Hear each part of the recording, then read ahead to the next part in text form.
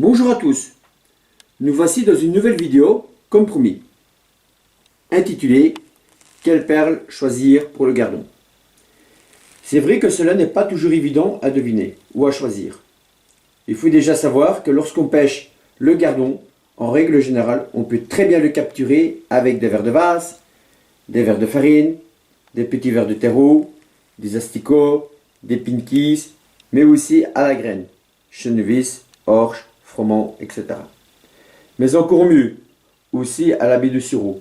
Il adore également le pain, la pomme de terre, etc., etc. Vous voyez déjà où je veux en venir, je pense. Il ne vous est jamais arrivé de vous poser la question de savoir pourquoi ce jour il ne mord qu'à l'asticot blanc, ou qu'à l'asticot rouge, ou encore avec un panaché. Mais des fois aussi avec des chenevis pelés, ou avec le chenevis normal. Il peut aussi faire fort et ne mordre qu'au mystique. Prenons un exemple simple. Si nous pourrions emporter pour notre partie de pêche, afin de maximiser nos chances, toutes les èches décrites ici plus haut, cela serait le Graal. Mais cela est impossible et personne ne fait ça. Par contre, avec des perles, cela est tout à fait faisable.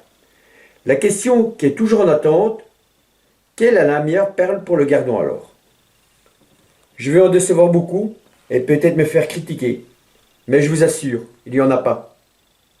Il y a bien une panoplie qui fonctionne mieux que les autres, mais pas de perles magiques. Il vous faudra en essayer plusieurs avant de tomber sur la perle du jour, comme on dit en sambre.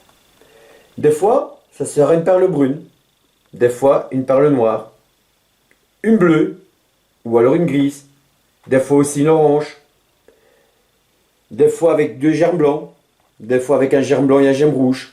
Ben oui, il faudra chercher. C'est votre job. Et surtout, arrêtez de se contenter de prendre 3 poissons sur 1 heure avec la perle X. Et se dire, waouh, génial, cela fonctionne. Non, il faut essayer encore et encore.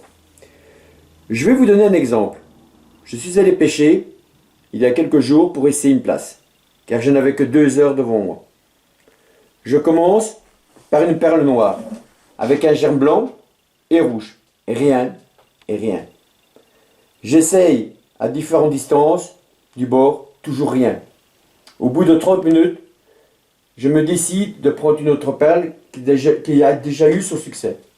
Une perle brune. Premier coup de ligne et premier mouvement, boum, un gardon. Peut-être un fou de passage. Je relance la ligne, idem.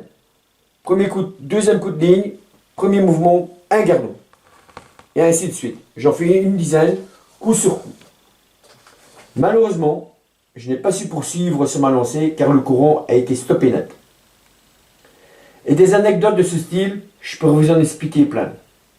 Le souci de beaucoup de pêcheurs que je connais se contentent que de la perle avec laquelle ils prennent du poisson. Mais aucun d'eux ne va essayer une autre perle pour en prendre plus. Donc, bien évidemment, on vous dira « Ah, la perle noire fonctionne bien ». Si un jour vous rencontrez un pêcheur qui perle et que vous parlez avec et qu'il prend du poisson, posez-lui la question de savoir ce que cela pourrait donner avec une autre perle, d'une autre couleur. Si vous voulez vraiment perler de façon sérieuse, il vous faudra vous munir d'une panoplie de perles. Car se rendre au bord de l'eau avec 5 perles différentes, autant se rendre au bord de l'eau qu'avec des graines ou qu'avec des asticots.